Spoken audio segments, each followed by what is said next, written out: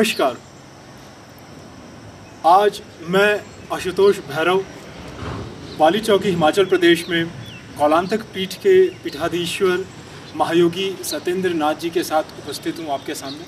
महायोगी जी को शब्द से प्रणाम। जैसा कि हम सब जानते हैं, कौलांतक पीठ हिमालय के सिद्धों की पीठ रही है और आज आधुनिक युग में लोगों को संदेश पहुंचाने के लिए, धर्म की पुनर्स्थापना के लिए कौलांतक नाथ हमारे बीच उपस्थित हैं। तो आज उन्हीं मुद्दों में से एक मुद्दा हम उठाते हैं और कौलांतक नाथ से परिचर्चा करते हैं। आज पिछले कुछ दिनों में हमने यह खबरों में पढ़ा जो कि धर्म का मुद्दा है, और वह मुद्दा यह है कि कुछ विदेशों में कुछ हमारे भाइयों ने, विदेशी भाइयों ने, जो जिनका मूल धर्म ईसाई रहा है, उन्होंने कैलिफोर्निया नामक जगह में, अमेरिका के, वहाँ पर कोर्ट में केस डाला कि जो यह योग प्रणाली है, जो योग पद्धति है भारत की ऋषि परंपरा की, वह हिंदू परंपरा है, इसीलिए उसको वहाँ के स्कूलों में ना पढ़ाया जाए, ना सिखाया जाए। यह बात मैं दर्शकों को और भी बताना चाहूँगा कि कैलिफोर्निया जैसे जगह में, अमेरिका में, स्कूलों में योग की शिक्षा दी जाती है और उन्हें पता है योग का महत्व, इसीलिए वो योग को अपने शिक्षा प्रणाली में उतार चुके हैं। लेकिन यह कुछ ईसाइयों को पसंद नहीं आई और उन्होंने हाईकोर्ट में केस कर डाला। तो आज हम कौलांतक नाथ से यह परिचर्चा करना चाहते हैं, यह जानना चाहते हैं कि यह कितनी सही बात है कि कुछ लोग जाते हैं और कोर्ट में केस करते हैं कि यह हिंदू धर्म का है, इसलिए नहीं पढ़ाना चाहिए, और उसके ऊपर आज वह कोर्ट यह कहती है कि चूँकि यह हिंदू धर्म का अंग नहीं है, योग हिंदू धर्म का अंग नहीं है, इसलिए उसको स्कूल में पढ़ाना उचित है। तो मैं आज कौलांतक नाथ से यह सब प्रश्न का उत्तर जानने की आग्रह करता हूँ। देखिए, स्पष्ट शब्दों में मैं कुछ बातें कहना चाहता हूँ। पहली बात तो ये, हर एक व्यक्ति को अच्छी तरह से ज्ञात है कि योग, ज्योतिष, तंत्र, वास्तु, रसायन, आयुर्वेद, कर्मकांड और भी न जाने युद्ध विद्या, संगीत विद्या और भी न जाने कितनी शास्त्रों कलाएँ, ये विशुद्ध रूप से भगवान शिव के द्वारा उत्पन्न है। और दूसरी बात कि शिव का अर्थ होता है कल्याण करने वाला, और महाहिंदू या हिंदू का अर्थ होता है कल्याण का विस्तार करने वाला। तो इस संसार में जो मनुष्य शिव को मानने वाले हैं, शिव के पीछे चलने वाले हैं, उन्हीं को हिंदू कहा जाता है। लेकिन शिव का अर्थ केवल ये नहीं है कि जिसे हम कैलाश पर बैठने वाला व्यक्ति कहें या भस्म रमैया कहें, वो उनका एक स्वरूप है। शिव का अर्थ है ब्रह्म। शिव एक व्यापक शब्द है, उसे वेदों में ब्रह्म कहकर संबोधित किया गया है। ब्रह्म कौन है, कहाँ हैं, कैसे हैं, इसके संबंध में वेद भी मौन हो जाते हैं और नासाध्य सूक्त कहकर अपनी चुप्पी प्रदर्शित करते हैं कि हम नहीं जानते, वो नीति है। लेकिन फिर भी उसे हम जानते हैं क्योंकि वो हमारी सीमाओं से बाहर होने के पश्चात भी हमारी सीमाओं में आते हैं। यही ईश्वर की महानता है। इसलिए उस निराकार निर्गुण ब्रह्म को साकार 3 रूपों में प्रकट किया गया, ब्रह्मा, विष्णु और महेश में। फिर उनकी त्रिगुणात्मक शक्तियाँ हैं, फिर उनके अवयंतर में अनेकों विभाग होते हैं। ठीक उसी तरह से हिंदू धर्म में 3 अंगों में आप बांट लीजिए, 3 गुणों के अनुसार, सत्वगुण, रजगुण और तमगुण। इन 3 गुणों के आधार पर शास्त्र भी बने और इन 3 गुणों के आधार पर आगे साधना पद्धतियाँ भी हमारे राष्ट्र में आदिकाल से चलती रही है। जैसे कि आपको मालूम है कि ये सर्वप्रथम आर्यवर्त के नाम से इस देश को जाना जाता था, हिंदू भूमि के नाम से इस राष्ट्र को जाना जाता है, इंद्र देश के नाम से जाना जाता है, भारत या भारत के कारण इस देश का नाम भारत पड़ा, ये सब हम जानते हैं भली प्रकार। लेकिन इस देश की यदि कोई वास्तविक पहचान है तो वो केवल ऋषि मुनि है। यदि आप इस जीवन में से ऋषि मुनियों को निकाल कर बाहर फेंक दीजिए तो आपका संसार कवाड़ा संसार है। ये ठीक वैसा ही है जैसे यदि आप हिमाचल में से पर्वतों को निकाल दीजिए और फिर बताइए क्या हिमालय के बिना इस भारत का श्रृंगार हो सकता है। जिस प्रकार से अगर आप हिमालय के क्षेत्रों में से पर्वतों को हटा दें और फिर कहें कि ये हिमालय है तो उसका कोई औचित्य नहीं रह जाता। ठीक वैसे ही यदि आप हिंदुओं की तत्वों को निकाल कर ये कहें कि ये हिंदू धर्म का नहीं है और इससे हिंदू धर्म का कोई लेना देना नहीं है, ये तो मूर्खता है। और दूसरी बात, मैं बिल्कुल से कोई सांप्रदायिक व्यक्ति नहीं हूँ। मैं ये कहता हूँ यदि हमारे ईसाई भाई अथवा इस्लाम को मानने वाले भाई मुस्लिम बंधु अथवा कोई भी अन्य धर्म है, क्योंकि विश्व में अनेकों धर्मों को मान्यता प्राप्त है और लोग उन्हें मानते हैं, हमारा धर्म एक व्यापक धर्म है। यदि कोई हमारे गुणों को अपनाता है, हमें लेश मात्र आपत्ति नहीं, बल्कि हमारा वो कर्तव्य है, कर्म है कि सर्वभूत हितेरतः, संपूर्ण संसार के लिए हम कार्य कर रहे हैं। लेकिन दुख कभी कभी ये देखकर ज़रूर होता है कि आजकल का जो समय है, आप जानते हैं कि हमारे शास्त्रों में कहा गया ये कलयुग है, षड्यंत्रों का युग है। यहाँ एक तरह की प्रतिस्पर्धा मनुष्य के हृदय में है जो होनी चाहिए, लेकिन जब वो प्रतिस्पर्धा धार्मिक मुद्दों पर और धर्म के नाम पर किया जाता है तो वो एक प्रपंच बन के रह जाता है। अब देखिए, ईसाइयों का अपना एक धर्म, अपनी एक मान्यता है, हम उसका सम्मान करते हैं। तो प्रत्येक ईसाई भाई जब अपने घर में, अपने गिरजाघर में, चर्च में या कहीं भी जाकर अपनी साधना करे या अपनी पद्धति के अनुसार प्रेयर करे, हमें कोई आपत्ति नहीं, और जब हम करें तो उन्हें आपत्ति नहीं होनी चाहिए। तो उस प्रकार से वो साधना करें। लेकिन एक बात याद रखिए कि इस विश्व का सर्वोत्तम, सबसे प्राचीन और सबसे ज़्यादा विस्तृत यदि कोई धर्म है, जिसको आज लोग धर्म कहते हुए डरते हैं, यहाँ तक कि न्यायालयों के मुख से अपने आप छूट जाता है कि ये धर्म ही नहीं, जीवन शैली है, क्योंकि आज न्यायालय के बैठे हुए माननीय न्यायाधीश भी इस बात का निर्णय करने में असमर्थ हो गए हैं। वो उसे धर्म की तरह नहीं देख पाते, क्योंकि धर्म क्या है? आज की वास्तविक स्थिति में धर्म एक परंपराओं का समूह मात्र है। लेकिन आप हिंदू धर्म में बता दीजिए कि धर्म क्या है।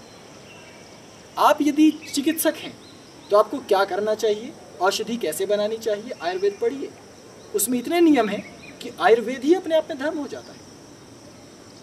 किसी मिस्त्री से जो मकान का बनाने का कार्य करता है, विश्वकर्मा को पूछता है, उससे पूछिए कि कौन सा हथियार, कौन सा अस्त्र अथवा किस प्रयोग से वो घर को बनाता है, किस मुहूर्त में, दरवाज़ा कैसा होना चाहिए, खिड़की कैसी होनी चाहिए, उसकी क्या परंपरा है, वो भी पूरे धर्म है।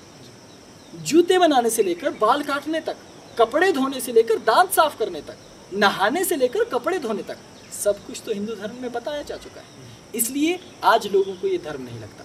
और जब विदेशों में हमारे विदेशी भाइयों ने ये देखा कि इस अद्भुत धर्म का न आदि है न अंत है, इसमें गुण ही गुण है, तो फिर अक्सर मनुष्य का स्वार्थीपन ये है कि वो अच्छे गुणों को लेना चाहता है। ये अच्छी बात भी है। तो अलग अलग धर्मों के लोगों ने जब ये देखा कि योग में गुणवत्ता है, इससे व्यक्ति तनाव मुक्त रह सकता है, लंबी आयु जी सकता है, सौंदर्य प्राप्त हो सकता है, तीव्र मस्तिष्क और मानसिक शांति प्राप्त हो सकती है। ये तो मौलिक समस्याएं हैं जो मनुष्य को प्राप्त नहीं हो रही है। धन मिल जाता है लेकिन शांति और पैसा नहीं। इसलिए उन्होंने इसे अपनाया। और वहाँ के स्कूलों में आप जानते हैं कि आजकल रोग कितनी तीव्रता से बढ़ रहे हैं। पैदा होते ही पी लिया है जॉन्डिस से, उसके पश्चात जैसे हम बड़े, ज़रा सा आप आज दूसरी तीसरी के विद्यार्थियों को पूछ लीजिए, कहेगा मुझे टेंशन हो रही है, होमवर्क कितना है। अगर इतने छोटे से बच्चे को टेंशन हो रही है तो क्या होगा? तो कोई उपाय नहीं है। शुगर लेवल बढ़ रहा है लोगों के शरीर में, अनेकों प्रकार के रोग पनप रहे हैं, प्रतिरोधक क्षमता तो इतनी कमज़ोर हो गई है, ज़रा सा मौसम बदल जाए बस तुरंत जुकाम हो जाएगा। खांसी है कि वो ठीक होने का नाम नहीं लेती। तो कहाँ जाएंगे? एक ही शरण है, ऋषियों की शरण, उस शिव की शरण जिसने अपनी परंपरा से योग का अद्भुत ज्ञान आगे दिया। और आज वो ज्ञान हमारे धर्म के बाहर अन्य लोगों को भी लाभ दे रहा है। मुझे ये जानकर खुशी है। लेकिन अब यहाँ देखिए, जैसा आपने कहा, ये दुखद पहलू कि अब ऐसे मामले न्यायालयों में जाते हैं, क्योंकि दूसरे धर्म के लोग क्या करते हैं, ऐसे मुद्दों को उठाकर अपने धर्म में लाने की कोशिश करते हैं। ये एक षड्यंत्र होता है, ये दिखाने के लिए कि कल दिन वो कहेंगे आज से 10 साल, 20 साल, 50 साल, 100 साल के बाद, अरे योग तो हमारे धर्म का पहले से ही हिस्सा था। जी, जीसस का मैंने फोटो देखा है ध्यान में बैठे हुए। हाँ, इस प्रकार के आप चित्र देख सकते हैं। तो आज से 200 साल के बाद, 300 साल के बाद लोग ये भूल जाएंगे कि ये हिंदू धर्म की देन थी। और उसके पश्चात अच्छी अच्छी चीज़ें सब धर्म चुरा के ले जाएंगे, जैसे रैकी लेवे, योग की एक धारणा के ऊपर बनी हुई चिकित्सा पद्धति है। तो अब रैकी वाले लोगों को आप ये समझा कर दिखा दीजिए कि ये धारणा है, क्या वो मानेंगे? जी बिल्कुल, वो तो अपने ही धुन में रमे हुए। जी, यही जो आप बात कह रहे हैं, यही बात मैं भी कह रहा हूँ कि हमारे लोगों को इस बात को ध्यान में रखना चाहिए कि अपनी परंपराओं का संरक्षण करें। और हमारे लोग बहुत भोले भाले हैं। वो भारत के लोग इतने भोले हैं, अब मैं भोले ही कहूँगा, क्योंकि आप ये समझ लीजिए कि यदि हमारा योग, मैं कह रहा हूँ, मैं एक योगी हूँ, धर्म प्रमुख हूँ, यदि मैं कहता हूँ कि योग से आपको ये लाभ होता है तो बेचारे सुनते नहीं हैं। लेकिन जब वही योग कोई विदेशी बाहर से आकर रिसर्च करके कहता है कि अरे हम तो महायोगी जी के पास बाली चौकी गए थे, हमारी मुलाकात महायोगी जी से हुई, उन्होंने हमें 5 इस प्रकार के गोपनीय प्रयोग और प्राणायाम बताए हैं, हमने करके देखे और इस पर हमने पीएचडी की है। तो वही योग जो मैंने उन्हें बताया था, जब वो उस पर पीएचडी करते हैं तो हमारे भारत के लोग, दूसरी दुनिया के लोग उसे अपने सिलेबस में उतार देते हैं, और जब मैं उन्हें विशुद्ध रूप से बता रहा हूँ तो उसे मानने को तैयार नहीं। ये हमारा भोलापन है। हम इस रणनीति को नहीं जानते, षड्यंत्रों को, इसलिए फंस जाते हैं। तो इस प्रकार की ये षड्यंत्र आज पहली बार नहीं, वरन ये पिछली कई दिनों से हो रहे हैं। कभी प्राणायाम को पेटेंट करने की बात करते हैं, कभी योगासनों को पेटेंट करने की बात करते हैं, लेकिन ये अनुचित है, मैं इसका समर्थन नहीं करता। और ये बात हमें याद रखनी चाहिए कि हमें इस तरह के तत्वों को नकारना चाहिए। देखिए, जो सत्य है, सत्य कहिए, पूरे दम और साहस के साथ कहिए, असत्य पर प्रहार कीजिए। असत्य का सम्मान करना हमारा धर्म नहीं सिखाता और ना हमारी ये मान्यता है। आप पूरी तरह से अपने धर्म को मानिए, उसके गुणों को मानिए। हाँ, यदि हमारे धर्म की कोई चीज़ किसी को अच्छी लगती है, अपनाइए, लेकिन झूठ बोल कर ना अपनाइए, ये पूरी तरह से गलत है। और क्योंकि मैं खुद एक धर्म प्रमुख हूँ, इसलिए मैं हिंदू धर्म के संरक्षण के एक संरक्षक के नाते और संरक्षण करने के अर्थ को, छुपे अर्थ को लेकर, गूढ़ अर्थ को लेकर ये कहूँगा कि मैं ऐसे चीज़ों का समर्थक बिल्कुल नहीं हूँ। और मैं ये दावे से ही नहीं, 100% पूर्णता के साथ कह सकता हूँ, विश्वास, आत्मविश्वास के साथ कह रहा हूँ, ये केवल हिंदुओं का विषय है। और लोग कहते हैं कि शिव हिंदू नहीं है, लोग कहते हैं कि योग हिंदू नहीं है। तो योग किसका है और शिव कौन है? कहते हैं कि शिव एक माइथोलॉजिकल कैरेक्टर है, एक काल्पनिक पात्र है। ठीक है, मान लिया कि भगवान शिव काल्पनिक पात्र है, मैं तो काल्पनिक पात्र नहीं हूँ ना। मेरे पास इतनी योग की विधाएं हैं जितनी अभी आगे भी नहीं आई। अभी कुछ आने वाले समयों में, अभी तक आपने कितने प्राणायाम देखे? 10, 15, इससे ऊपर तो नहीं। अभी रुक जाइए, आने वाले कुछ समय के पश्चात मैं आपको 72 प्राणायाम दूंगा, मैं दूंगा। वो शिव ने हमें दिए हैं पहले, लेकिन भूल जाइए कोई शिव है। मैं तो जीवित हूँ ना, मेरा तो बर्थ सर्टिफिकेट है ना। मैं तो बाली चौकी नाम के स्थान पर कुछ समय रहा, पला बढ़ा भी हूँ ना। भले ही आज मैं दुनिया के अलग अलग कोनों में रहता हूँ, अलग अलग राज्यों में रहता हूँ, लेकिन कभी तो हिमाचल में मैंने जन्म लिया ना, तो मेरे पास बर्थ सर्टिफिकेट है। लेकिन आप देखिएगा कि कुछ ही समय के पश्चात जैसे वो प्राणायाम हम आगे संसार को बताएंगे, तो वो कहेंगे कि नहीं, ये तो शिव ने कहे थे, शिव का कोई लेना देना है नहीं। लेकिन मेरे ही बताए प्राणायाम कल दिन वही लोग चुराएंगे और फिर कहेंगे कि महायोगी तो कोई चीज़ थी नहीं, ऐसा कोई व्यक्ति एग्जिस्ट नहीं करता। इसलिए याद रखना चाहिए, न्यायालय को भी 100% सत्य ना माने।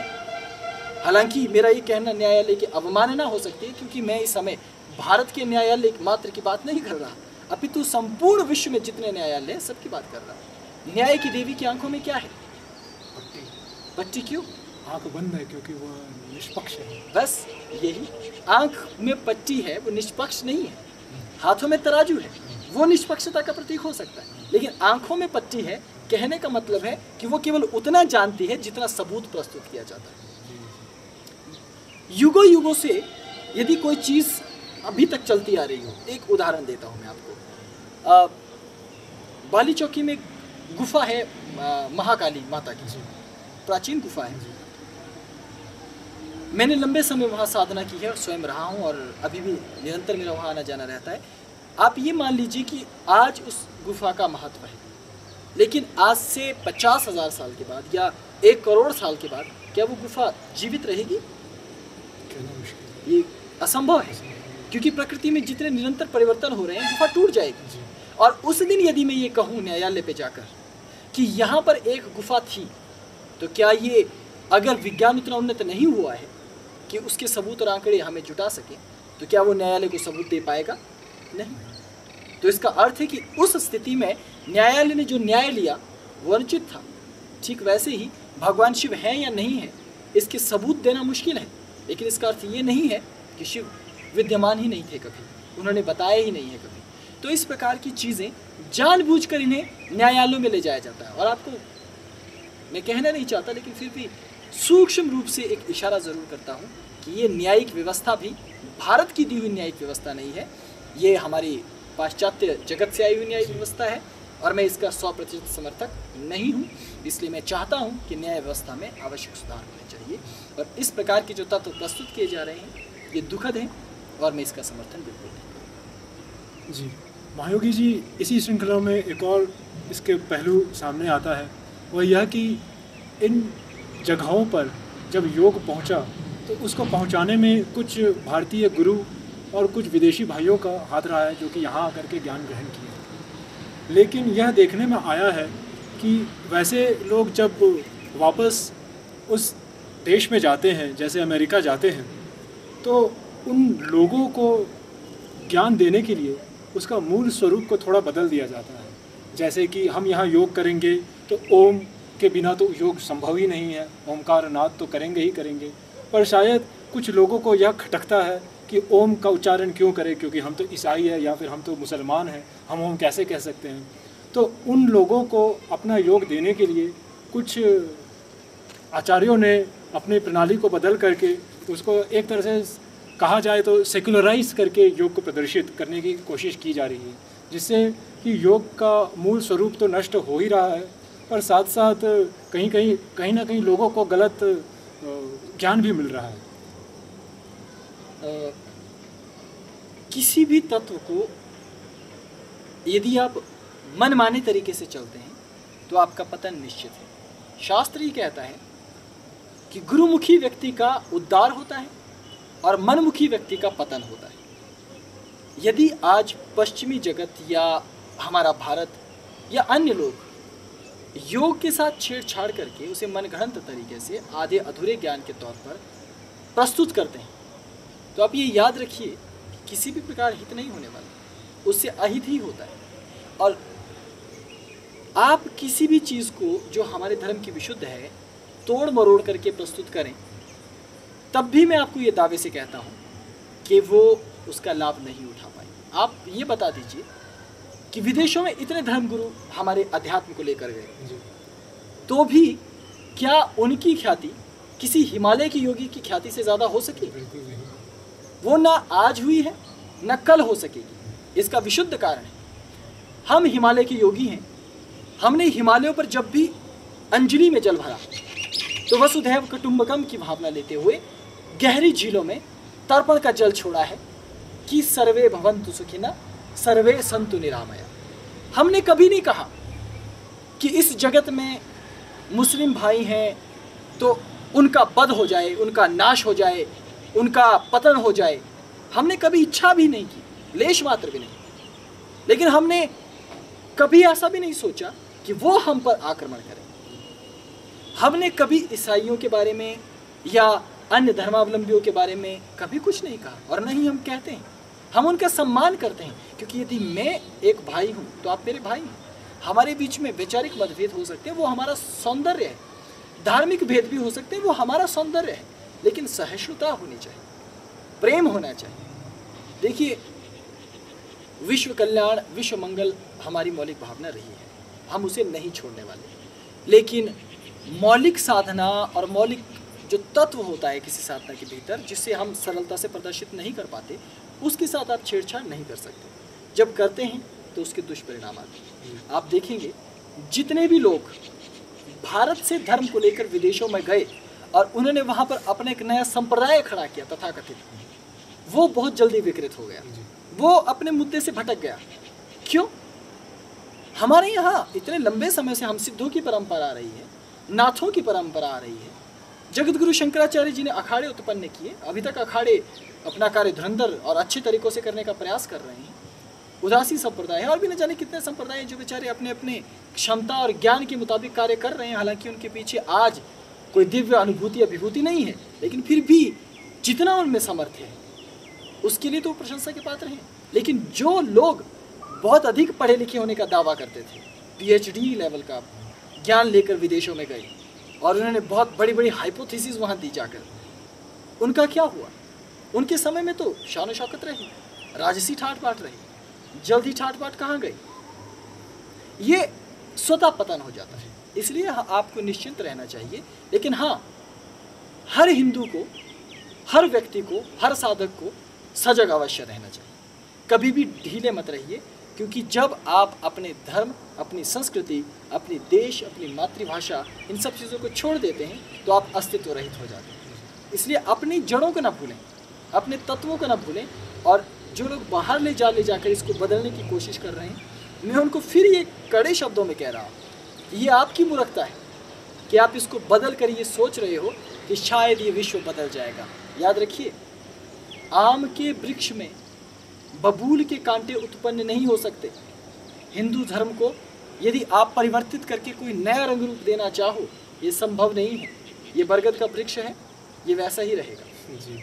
तो ये एक कुप्रयास है और निंदनीय इस तत्व को कहा जा सकता है। इसी का एक और पहलू और उठता है कि एक तरफ तो हमारे धर्म गुरु जो बाहर जा कर के, या जो ज्ञान दे, जिसके बारे में कोलांतकनाथ ने बड़े अच्छे से बताया, पर इसका एक और पहलू है कि विदेश से जो हमारे भाई आते हैं भारत में, भारत के ऋषि मुनियों के ज्ञान को अर्जित करने के लिए जी, और वो जाते हैं कुछ अपने समय के महान धर्म गुरुओं के पास, और वह ज्ञान लेते हैं, बहुत मन लगा करके वो ज्ञान लेते हैं। पर एक चीज़ देखने में आई है पिछले करीब 30 सालों में कि वैसे लोग या तो 2 साल, 3 साल, 4 साल, 5 साल वैसे जुड़ करके वो धर्म के ज्ञान को लेते ज़रूर हैं, लेकिन यह देखने में आया है कि वह वापस अपने देश लौटने के बाद उन्हें अपनी ही संस्कृति में वह गुण दिखाई देती हैं जो कि उन्होंने पहले कभी नहीं देखी थी। यह तो अवश्य इसी कारण होगा कि वह जग गए हैं, इसके चलते जहाँ जा रहे हैं वहाँ पे भी उन्हें अच्छी चीज़ ही नज़र आ रही हैं, लेकिन उसका यह दुष्परिणाम यह निकल रहा है कि फिर वह अपनी ही संस्कृति को अच्छा बताने की कोशिश में, जिसको वह छोड़ करके यहाँ आए थे, उसको अच्छा दिखाने के लिए हिंदू धर्म के उन बुराइयों को हाईलाइट करते हैं, उन बुराइयों को ऊपर दर्शाते हैं जो कि पहले उन्होंने ना तो कभी देखी, और अतिशयोक्ति लगा करके उनको व्यक्त करते हैं, जिसको कुछ आधुनिक मनोवैज्ञानिकों ने एक टर्म ही दिया है, मल्होत्रन यू टर्न, जिसमें कि विदेशी भाई आते तो है हिंदू बनने, फिर लेकिन वापस जा कर के फिर कुछ उल्टा ही राग नापते हैं और यहाँ का ज्ञान को कुछ और ही स्वरूप में दिखलाते हैं। तो इस बारे में आप क्या कहेंगे कोलांतकनाथ कि इतने विदेशी भाई जो आ रहे हैं, एक तो उनको आप क्या संदेश देना चाहेंगे और दूसरा धर्म गुरुओं को क्या संदेश देना चाहेंगे? देखिए, हम धर्म गुरुओं की कुछ कमज़ोरियाँ हैं जिसका अपराधी लोग भी फ़ायदा उठाते हैं कि हम सबको एक समान देखते हैं, समभाव से। यदि मेरे पास एक साधारण स्त्री आए और पाँव छुए तो मेरा आशीर्वाद उसे भी मिलेगा, और एक वैश्य आए और पाँव छुए मेरा आशीर्वाद उसे भी मिलेगा, क्योंकि मेरी दृष्टि में न तो कोई वैश्य है और ना ही कोई साधारण स्त्री। सब परमात्मा के पुत्र हैं और परमात्मा की पुत्रियां हैं। उनके किए गए कर्म कानून की दृष्टि में अपराध है, समाज की दृष्टि में अच्छे और बुरे हैं, लेकिन मेरी दृष्टि में सम है। इस कारण जो लोग हमारी आलोचना करने वाले होते हैं, जिन्हें हमसे डा है, ईर्ष्या द्वेष है, या हमें वो नीचा दिखाना चाहते, तो अक्सर ऐसे मुद्दे उठाते हैं कि अरे फलाने अमुक बाबा जी के पास फलानी औरत देखी गई, उसका करैक्टर ठीक नहीं, इसका मतलब है बाबा का करैक्टर भी ठीक नहीं है ना। जबकि ऐसा नहीं है। हम लोगों की महानता को लोग अपने तरीके से इस्तेमाल कर रहे हैं। ठीक ऐसा ही हिंदू धर्म है, जैसा संत का आचरण है वो इसलिए ऐसा हो गया क्योंकि हमारा धर्म ही ऐसा है। हमारा धर्म ये भेद नहीं करता कि क्या आप स्वदेशी हैं अथवा आप विदेशी हैं। आप भले ही विदेशी भाई हैं या स्वदेशी भाई हैं, अगर आप मेरे पास आते हैं तो मैं एक पीठाधीश्वर होने के नाते, क्योंकि मेरे ऊपर जिम्मेवारी है, तो मैं समान रूप से भी और सहज रूप से भी अपने अंतर प्रेरणा के फलस्वरूप दोनों को समान रूप से प्रेम करूंगा, दोनों को समान रूप से लताड़ूंगा और दोनों को समान रूप से ज्ञान दूंगा, क्योंकि मेरा एक ही लक्ष्य है, व्यक्ति का 64 कला संपन्न, परिपूर्ण और पूर्ण पुरुष होना, उसके सुख के लिए कार्य करना। लेकिन ये ज़रूर है कि भेड़ की खाल में बहुत सी भेड़िया अक्सर आते हैं, और ये हमने देखा है, ये आज का ही वृतांत नहीं है। रामायण में भी आपने देखा है कि कालनेमी किस प्रकार हनुमान जी को मूर्ख बना गया।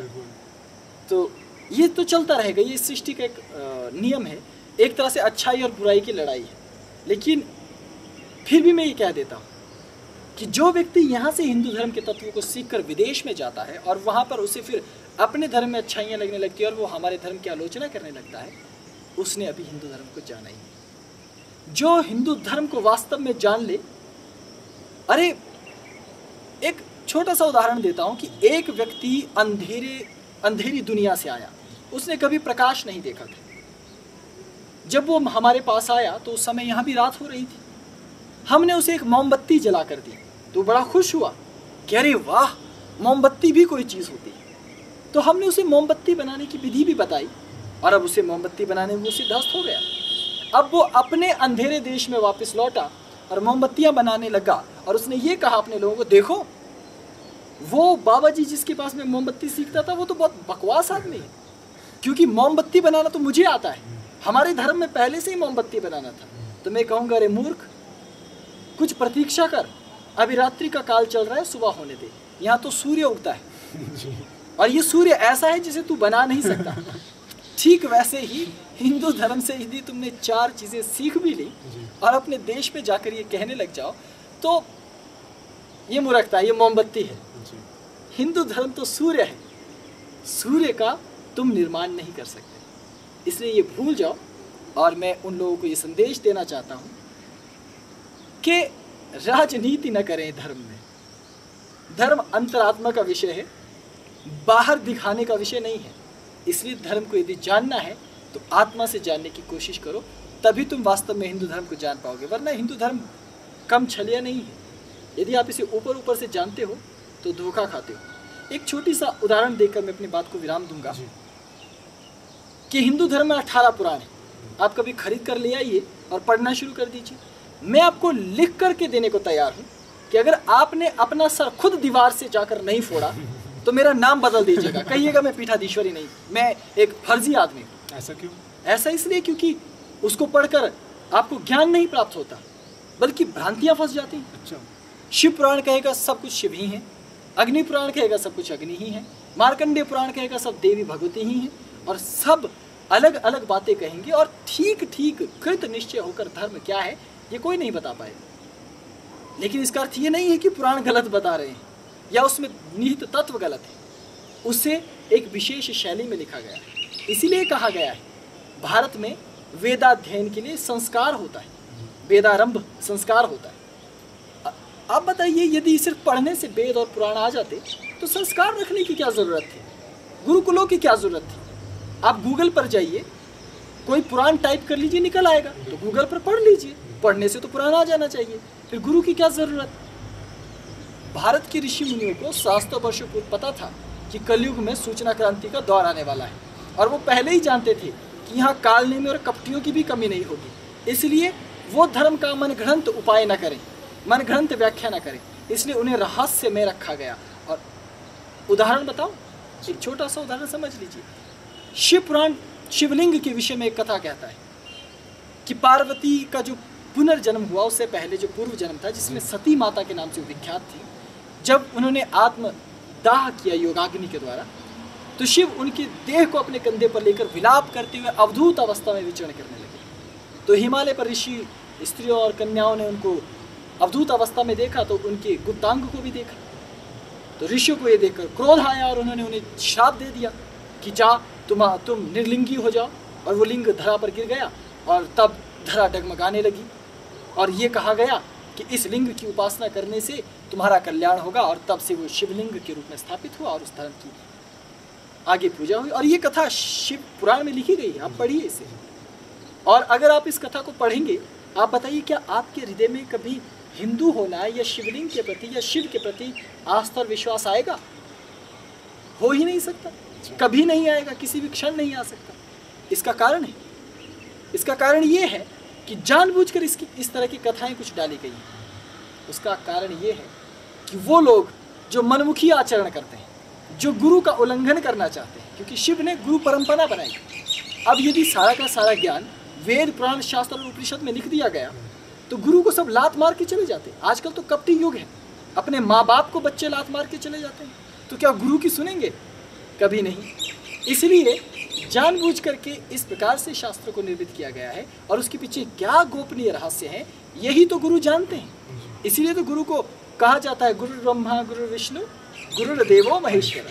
वो साक्षात शिव हैं, क्योंकि वही उन रहस्यों को जानते हैं। इसलिए यदि तुम सीधे पुराण पढ़ोगे, सीधे ग्रंथ पढ़ोगे तो भटकोगे, क्योंकि हम ईसाई नहीं हैं कि जो बाइबल में जैसा लिखा है वैसा ही मान्य है, या हम इस्लाम को मानने वाले लोग नहीं हैं कि जैसा मोहम्मद साहिब ने कहा वही सर्वे सर्वा है। यहाँ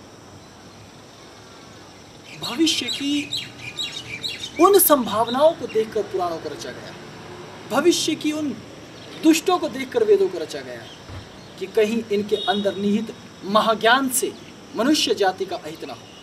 इसलिए वेद पुराण शास्त्रों को कथा समझने की भूल न करना। इसलिए गुरु के पास बैठो, जाओ, और तब जाकर आप इन तत्वों को समझ पाएंगे। तो आप देख लीजिए, इन उदाहरणों से आपको समझ में आ जाएगा कि कितना क्लिष्ट है हिंदू धर्म को समझना। तो उस सूर्य को प्राप्त करना बहुत असंभव है, इसलिए जन्मों लग जाते हैं इस धर्म को समझने के लिए, और युगों युगों के पुण्य प्रताप से ही कोई ऐसा दुर्लभ गुरु मिलता है जो आपको इस प्रकार का ज्ञान दे पाएगा। तो जो गुरु ज्ञान देते हैं विदेशियों को, वो स्वेच्छा से दें, स्वतंत्रता से। लेकिन जो विदेशी भाई केवल रणनीति बनाकर आते हैं, तो वो याद रखें, मोमबत्ती लेकर जा रहे हैं, तो मोमबत्ती से सूर्य के प्रकाश का सामना नहीं हो सकता। कुलांतकनाथ, यह तो ठीक है धर्म गुरुओं के लिए और हमारे विदेशी भाइयों के लिए मार्गनिर्देशन काफ़ी अच्छा मिला हमें, पर एक जो धर्म का जो स्वरूप है, जो जिसको हिंदू धर्म कहते हैं, एक विस्तृत जो स्वरूप है धर्म का, उसकी रक्षा के लिए फिर क्या? देखिए, पहली बात तो ये कि जब आप धर्म शब्द कहते हैं तो दीवारें सी खड़ी होने लगती हैं, क्योंकि बार बार हमें ये सिखा दिया गया है, पढ़ा दिया गया है कि धर्म लड़ाते हैं और धर्मों की वजह से लड़ाइयाँ हो रही हैं, इसलिए मौलिक धर्म को लोग छोड़ना चाहते हैं। लेकिन मैं आपको कहता हूँ, न केवल धर्म लड़ाता है, हर एक चीज़ लड़ाती है। आपके घर में दो भाई हैं, वो आपस में लड़ते हैं, क्यों? एक बड़ा क्यों, दूसरा छोटा क्यों? ये तो सृष्टि का नियम है। अगर एक व्यापारी एक बाजार में काम करेंगे तो दोनों के बीच में दीवार है। एक देश में दो राजनेता हैं, उनके बीच में दीवार है। एक जगह पर दो बुद्धिमान हैं, उनके बीच में दीवार है। एक जगह दो सामर्थ्यवान हैं, उनके बीच में दीवार है। तो धर्मों के बीच क्यों नहीं होगी? सृष्टि में हर जगह दीवारें होती हैं। लेकिन हमारा धर्म मौलिक रूप से जो हिंदू धर्म है, उसको संभालना इसलिए कठिन होता जा रहा है कि जो मौलिक उसकी शाखा है वो तो लुप्त है। क्योंकि मौलिक शाखा, जैसे हम हैं, हम सिद्ध हैं, हिमालय के ऋषि मुनि। आपने क्या हमें इससे पहले कहीं टेलीविज़न पर या कहीं बड़ा प्रोपोगेंडा करते देखा या एडवर्टाइजमेंट करते देखा? नहीं।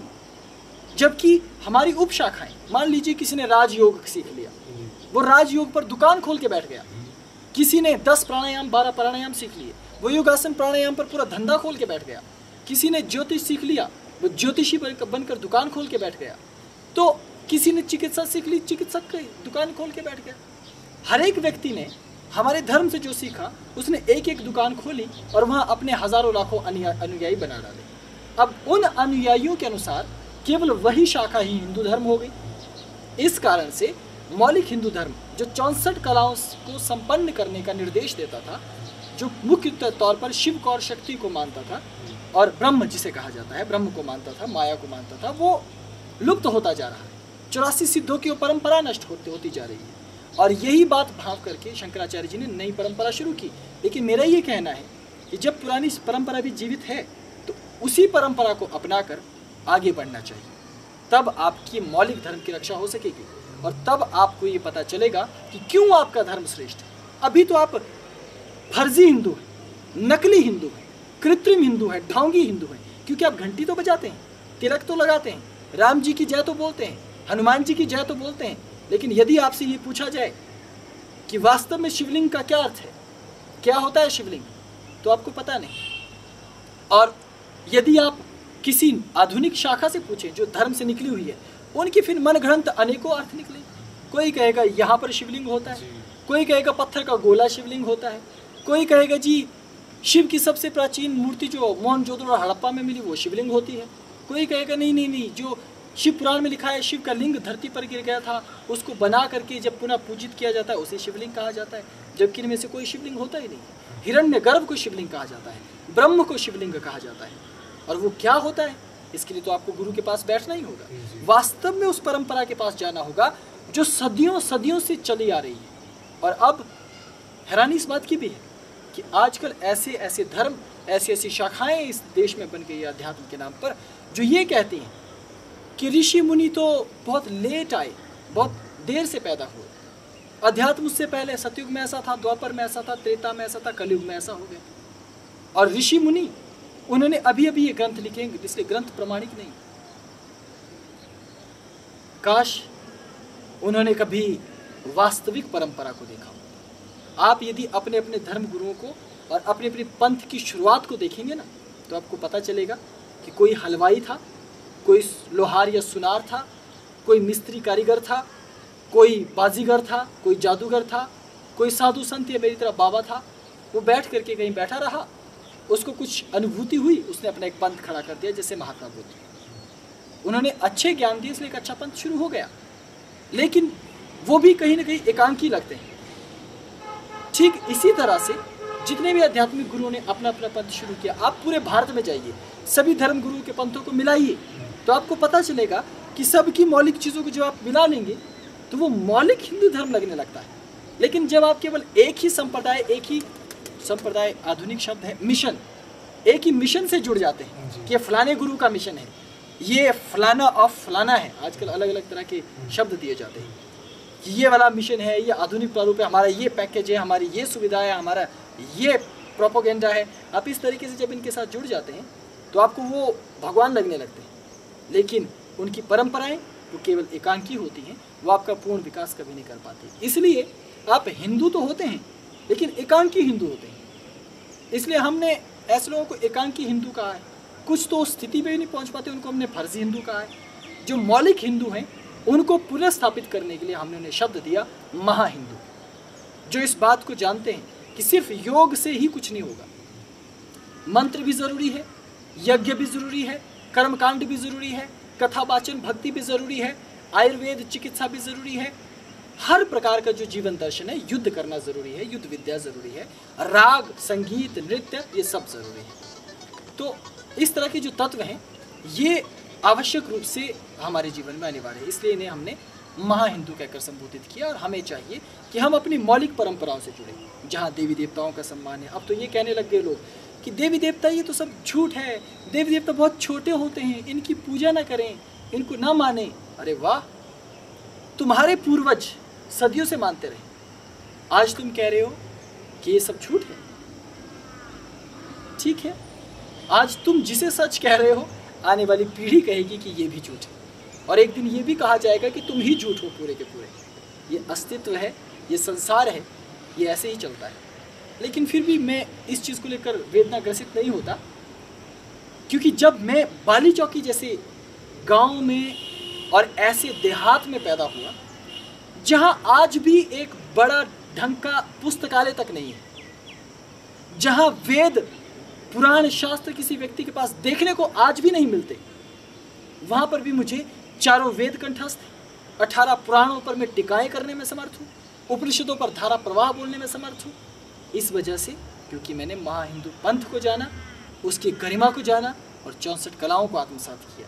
और इसीलिए सबको कहता हूँ कि वो ऐसा करें, चाहे देशी हो विदेशी हो, क्योंकि मेरे लिए तो सारी दुनिया एक ही है, इससे कोई अंतर नहीं पड़ता। वासुदेव कुटुंबकम का यह महाहिंदू का आह्वान और यह पुण्य संदेश के साथ मैं आप सभी दर्शकों से विदा चाहूँगा। आज हमने धर्म की विस्तार और धर्म से जुड़े अनेक तत्व को जाना, जो कि धर्म को क्षति भी पहुंचा रहे हैं और साथ ही धर्म का प्रचार भी कर रहे हैं। और मूल धर्म को भी आज हमने मूल धर्म के बारे में भी, महाहिंदू के बारे में कुलांतक नाथ से जानकारियां प्राप्त की। और भविष्य में हम इस महाहिंदू के प्रमुख कुलांतक नाथ से फिर से कुछ और परिचर्चा लेकर आपके सामने आएंगे। तब तक के लिए हमें आज्ञा दें। ओम नमः शिवाय। नमस्कार।